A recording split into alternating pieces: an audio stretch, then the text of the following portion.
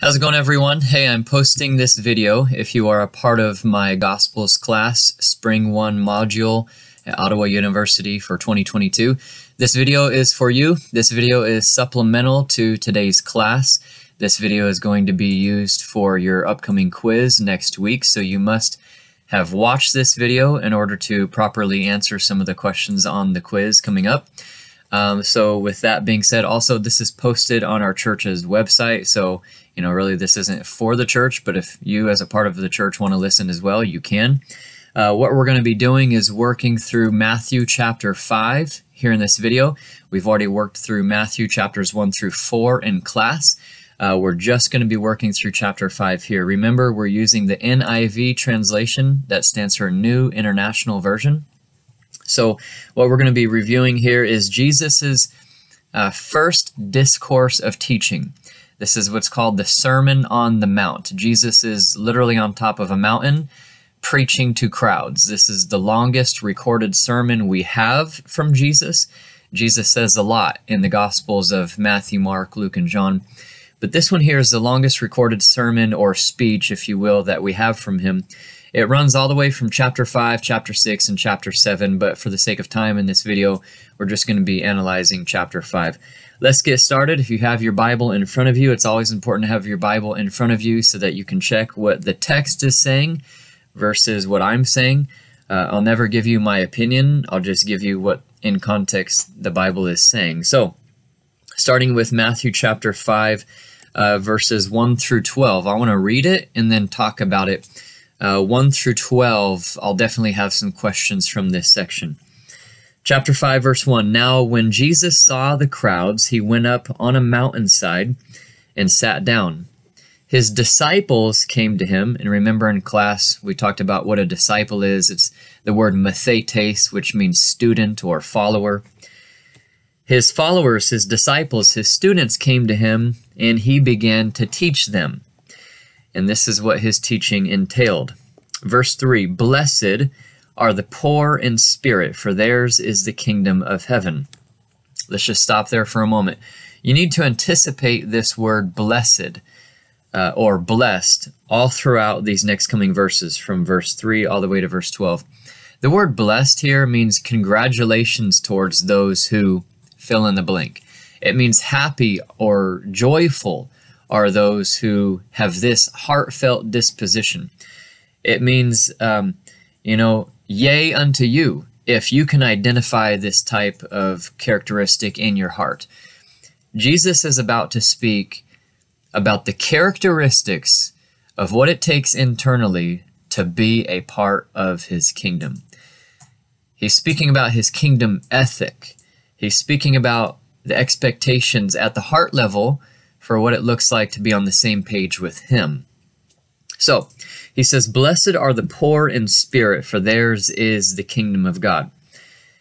Another translation for poor in spirit has this idea of, happy are you if you realize that you are in poverty internally.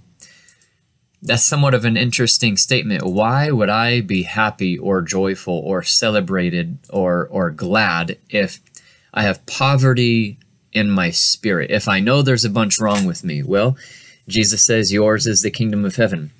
Mainly he says this because humble people know what's wrong with them.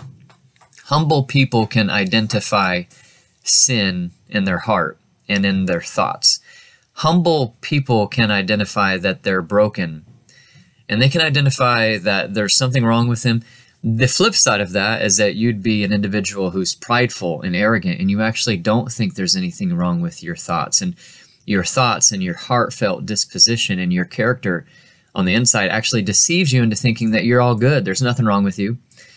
If that's your case and you don't realize how in poverty you are at the heart level, then Jesus is saying yours cannot be the kingdom of heaven. But if you're someone who has an internal recognition that, you know what, I think thoughts that I don't want to think. I say things that I don't want to say. There's things that go on internally inside my life that I'm not proud of. If that's you and you can start with that disposition or that recognition of your disposition, Jesus is saying, hey, the kingdom of heaven belongs to you. Then we get to verse 4, and Jesus goes on with another blessed statement. Blessed are those who mourn, for they will be comforted.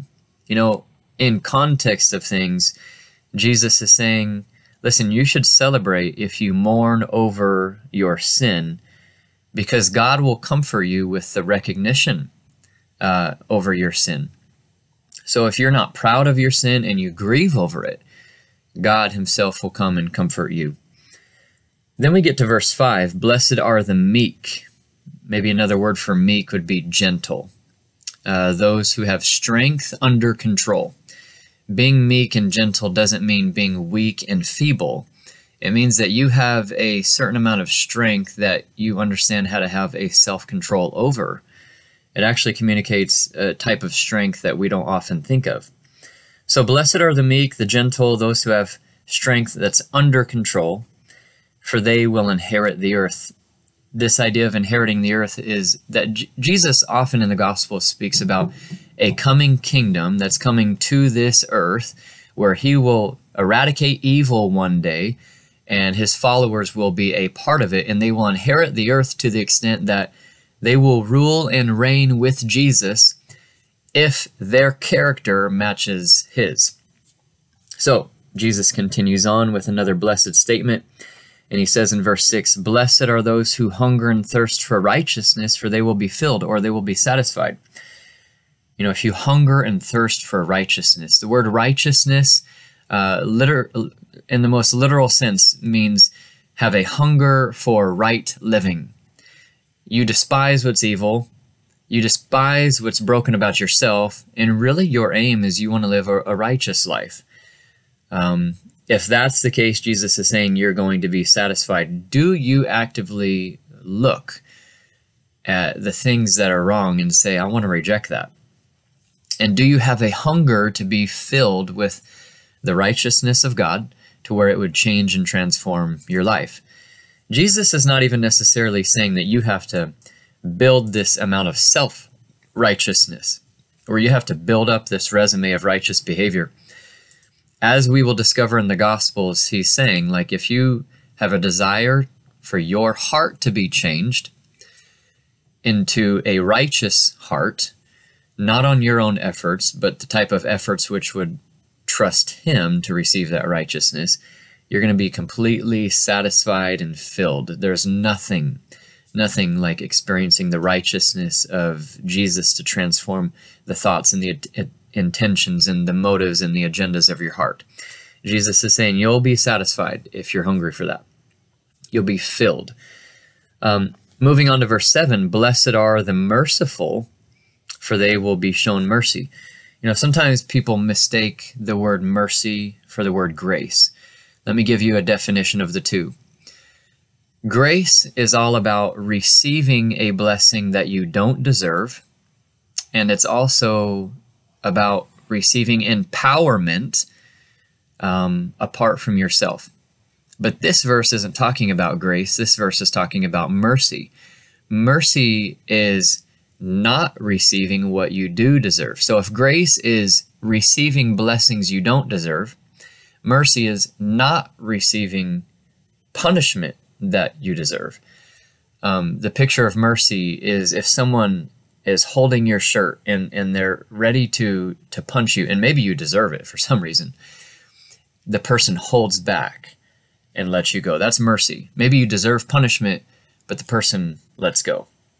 That's the picture of mercy, not receiving what you do deserve. So Jesus is saying, Blessed are the merciful, blessed are those who show mercy to others, for they too will be shown mercy. And the insinuation is that God will show you mercy. If you understand mercy, you'll show mercy. Continuing on in verse 8, Jesus says, Blessed, congratulations towards, happy are those, even satisfied are those who are pure in heart, for they will see God.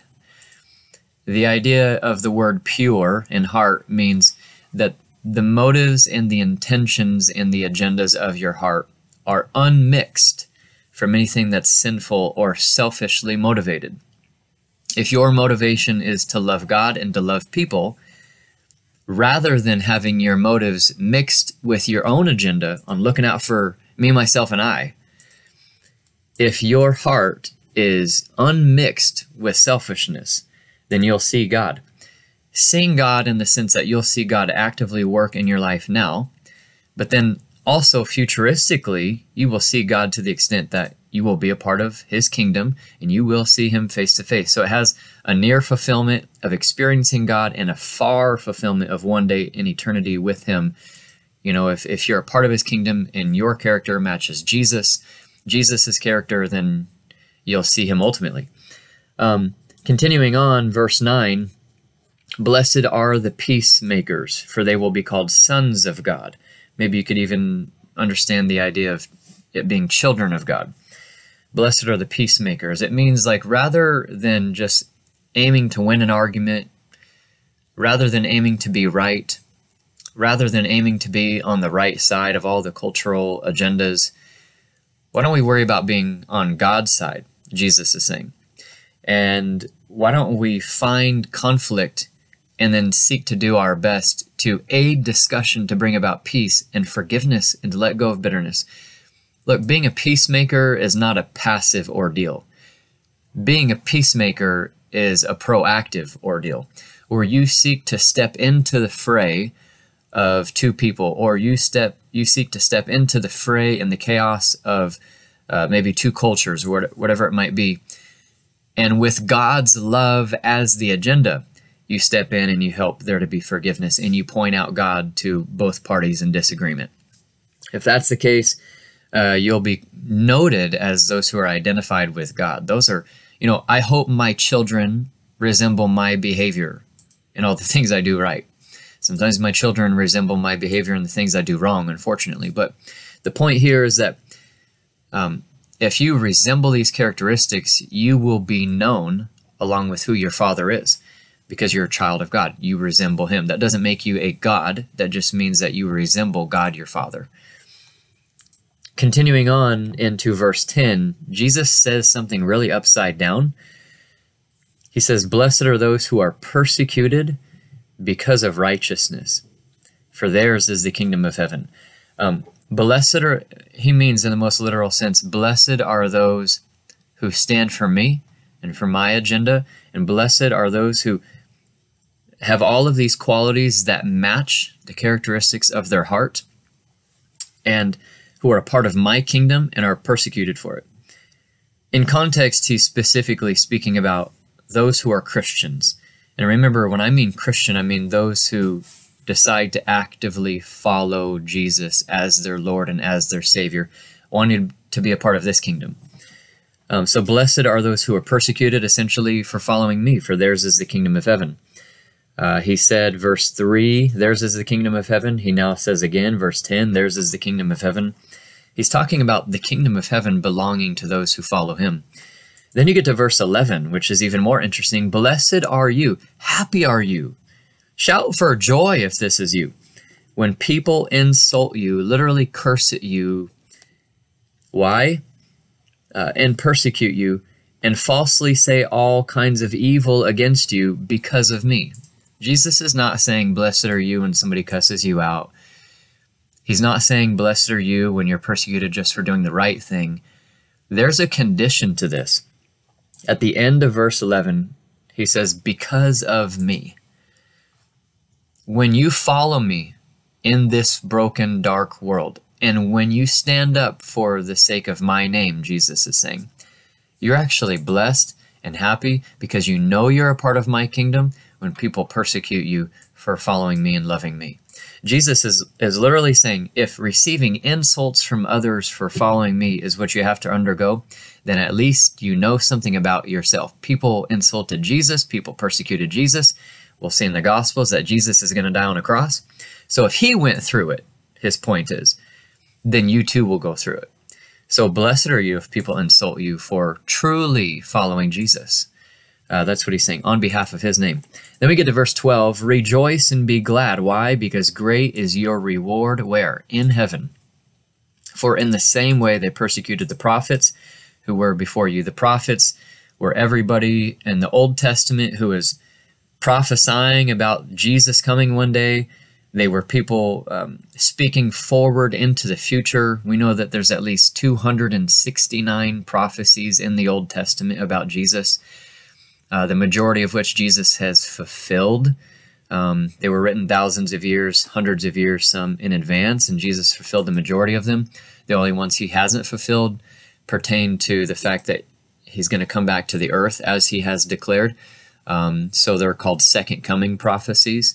But Jesus has fulfilled all the prophecies of the Old Testament, and yet people even killed the prophets who spoke about Jesus. So if they killed the prophets who spoke about Jesus, if they killed Jesus himself, then blessed are you when you get insulted on behalf of Jesus as well. Your reward is in heaven. Jesus is no mere man. He's speaking about his kingdom. He's speaking about heaven as it pertains to him, being blessed when you're insulted because of him. This entire sermon is about him. Do you belong to his kingdom, and does your heart match what his kingdom looks like? His kingdom is full of people who have this attitude. Then look here in verses 13 to 16, Jesus, again, this is his sermon, the Sermon on the Mount. He's preaching this message. You are the salt of the earth. But if the salt in this culture was a preservative because they didn't have refrigerators. Salt preserved meat and food. You didn't have an ice box to put it in. You use salt to preserve your food. You are the salt of the earth. You are the preservative of the earth, everyone who follows me. But if the preservative loses its saltiness or its effectiveness, how can it be made salty again? I mean, you ruin your witness when you say you're a Christian and you don't live like it. It is no longer good for anything except to be trampled and thrown out and trampled by men. What Jesus is saying is that when you claim to be Christian but don't act like it, you give over your testimony and you lose your effectiveness of being a true follower of mine. So he kind of calls out what's genuine versus what's counterfeit. Then you get to verse 14. You are the light of the world. And in a very similar way, he says, a city on a hill cannot be hidden. You know, I grew up in Las Vegas, Nevada. And anytime, you know, we would go out of town for something, maybe we'd drive back from a trip at night, you would see the city of Las Vegas and all of its lights at night, far away from the distance. It's the brightest city in the world. Jesus says here, a city on a hill cannot be hidden. Neither do people light a lamp and put it under a bowl. Nobody does that. You let the light shine. Instead, they put it on its stand and it gives light to everyone in the house. In the same way, let your light shine before men, that they may see your good deeds and praise your Father in heaven. Jesus is saying you're the salt of the earth. You're the light of the world. As you follow me, you should bring such light to dark places that your life shows that you love God and you love people, period. And the moment that you stop loving God and you stop loving people according to his standard, you're no longer preserving people. You're no longer effective. You're no longer shining light in people's life. You're actually just harming them. So Jesus is speaking against hypocrisy here. Then you get to verse 17, and as we continue into the passage, Jesus says this, kind of picks up somewhat with a different topic, not entirely, but verse 17, do not think that I have come to abolish or get rid of the law or the prophets. Don't think that I came to get rid of the Old Testament scriptures. I have not come to abolish or to get rid of them, but to fulfill them. I tell you the truth. Until heaven and earth disappear, not the smallest letter, not the least stroke of a pen will by any means disappear from the law until everything is accomplished. Anyone who breaks one of the least of these commandments and teaches others to do the same will be called least in the kingdom of heaven. But whoever practices and teaches these commands will be called great in the kingdom of heaven. For I tell you that unless your righteousness, unless your good living surpasses that of the Pharisees and the teachers of the law, you will certainly not enter the kingdom of heaven. What is Jesus talking about here? What Jesus is saying is he has not come to get rid of religious moral standards, but instead he's come to fulfill them, which means actually, as you look to your own life, rather than trying to rise up and fulfill all of these good standards in your own powerful, prideful, arrogant strength, instead you would look at all these standards and you'd be like, wow, Jesus, I actually fall short every time. So if I fall short of your perfect religious moral standard. And if everybody else on earth falls short of the perfect religious standard, do we get rid of the standard? No, Jesus said, I haven't come to abolish the standard, but what do we look to? We look to someone who has completely fulfilled the standard, the perfect moral standard. So who is that? Jesus in this passage is saying, that's him. He's the one who has come and is not getting rid of morality. He's just saying you need to recognize in yourself that you have problems with your own thoughts. You've got issues with your own words. You've got issues with your own actions. Even if by your actions you tried to live some moral life, God knows your thoughts and God knows every word you've ever spoken. So all of us as human beings have fallen short of the religious moral standard of the Old Testament. And Jesus is saying, don't think I've come to destroy it, but realize that I have come to fulfill all of these expectations in my own life. So as I fulfill the expectations, once I've done that, I will then give you the power that I have to live the same way that I've lived. So go back to all those blessed statements at the beginning of chapter 5. Jesus is not saying you need to conjure up these characteristics in your own strength. He's saying, look, this is the life I'm going to live, and I'm going to give anybody who believes in me the power to live the same way. It just won't be your power, but it'll be my power. If you notice at the last statement, he says, verse 20, for I tell you that unless your righteousness, unless your good living surpasses, is greater than the Pharisees and the teachers of the law, you will certainly not enter the kingdom of heaven. So who are the Pharisees? Back in this day, the Pharisees were the religious elite. Everybody saw them as the most morally perfect people. And it's interesting in Jesus' 4 Gospels that the people he has an issue with the most are those who don't believe they need him and who instead take a lot of confidence in their own religious efforts. So the Pharisees may have looked really good externally. They may have put on a good mask. They may have put on a good face that they were morally good. But you're going to see in this class all throughout the Gospels, Jesus calls them out for their evil hearts, their evil thoughts, their words. You can put on a good performance, but man, you don't love God and you don't love people on the inside. God is not a shallow judge. He's not just going to judge your actions and your performance. He will likewise also judge your heart and your internal thoughts and all your motives. So look, this whole sermon is about, what are your motives? Are they empowered by Jesus's motive? His motives change your heart? Or are they empowered by your own self? Jesus is saying, unless your life looks better than the Pharisees, unless your right living goes beyond the external and it starts to get inside your heart, you're not going to enter the kingdom of heaven. He's speaking authoritatively about heaven. This is one reason why, as Christians, we believe that he is the Son of God, because he speaks authoritatively about entering heaven. Continuing on in this passage, he then breaks it down a little bit. What he does is he gives examples about how there's a difference between living morally just on the outside versus living morally on the inside. So let me just give a few examples. The first one is verses 21 to 26. Jesus said, you have heard that it was said to the people long ago, do not murder, and anyone who murders will be subject to judgment.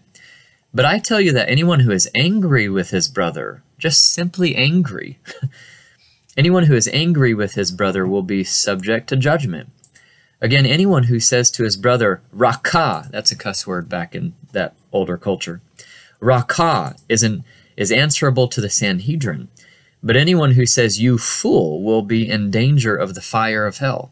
Just even having a slight hatred in your heart for someone, you're in danger of hell, Jesus says. Verse 23, therefore, if you are offering your gift at the altar, and there remember that your brother has something against you, leave your gift there in front of the altar. First go and be reconciled to your brother, then come and offer your gift. Settle matters quickly with your adversary who is taking you to court. Do it while you are still with him on the way, or he may hand you over to the judge, and the judge may hand you over to the officer, and you may be thrown into prison. I tell you the truth, you will not get out until you have paid the last penny. What is Jesus saying there? He's saying, it's one thing to just hold a standard in your life where you can say, I've never murdered anybody. Well, good, externally, yeah, but where does all murder begin? It begins in the heart. Kill and murder are two different things, by the way. So in context, Jesus is talking about murder. You cannot murder somebody without having hated them and been angry at them to begin with. You don't murder people you don't hate.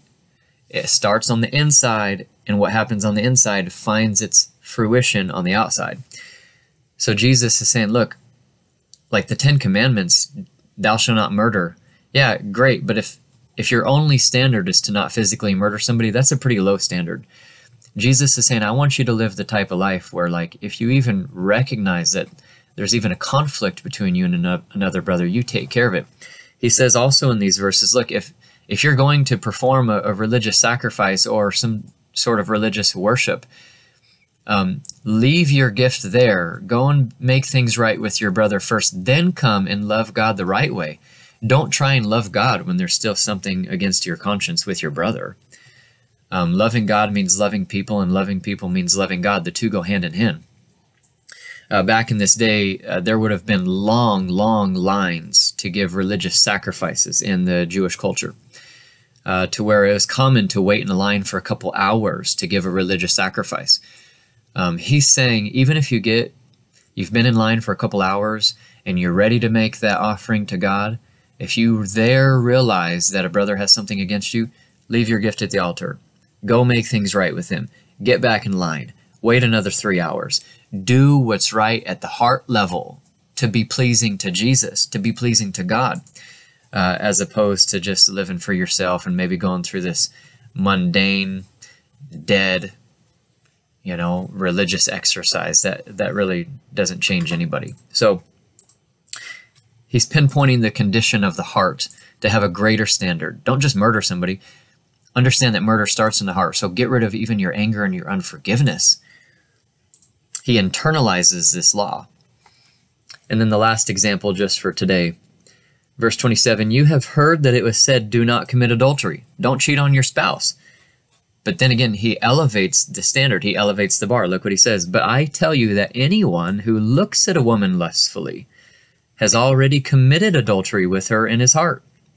If your right eye causes you to sin, gouge it out. Jesus is speaking with hyperbolic language.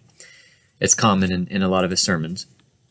If your right eye causes you to sin, gouge it out and throw it away. It's better for you to lose one part of your own body than for your whole body to be thrown into hell. And if your right hand causes you to sin, cut it off and throw it away. It's better for you to lose one part of your body than for your whole body to go into hell. Again, hyperbolic language, but what Jesus just did is he's saying, look, the 10 Commandments say, thou shalt not commit adultery. Don't commit sexual sin against your spouse. But he elevates the standard. We as people just want to make those external standards. But remember, God also judges the heart along with your actions. So Jesus is saying, look, if your standard is to never cheat on your spouse, that's too low of a standard. I want your mind and your heart to be so pure that you don't look at other people like they're just a piece of meat or, some just sexual figure. You need to look at people like they're people. That doesn't mean that you can't be attracted to someone, but there's a difference between attraction versus lustfulness. Jesus is saying you need to have a pure heart, and you need to make sure that you're faithful internally and externally. So again, there's 10 commandments, but if we were to just take 2 of them, don't murder, don't commit adultery, Jesus is saying it's not enough to avoid these things merely externally, but your heart's got to be right. You got to love me, you got to love God, you got to love people, to where you even got to watch out for your thought life if you want to worship me. So he elevates the bar, he elevates the standard to show you what his kingdom ethic is all about. You want to be a part of Jesus's kingdom? It does not look like a religious performance as much as it looks like allowing Jesus to be king over your thoughts and your heart and your internal worship, to where then from the inside, it would lead to a life change on the outside. If we start on the outside, we never have to address the inside. But if we start with the inside and address the heart, then our worship will flow from the inside out. More to be said. For the sake of time, I want to end it here. Again, your quiz this coming week, we're going to be working through everything I spoke in this video. Your quiz questions will be taken directly from this 30 minutes of film from Matthew 5, verses 1 through 30. All right, God bless you, class. I hope you enjoyed the video. Take care.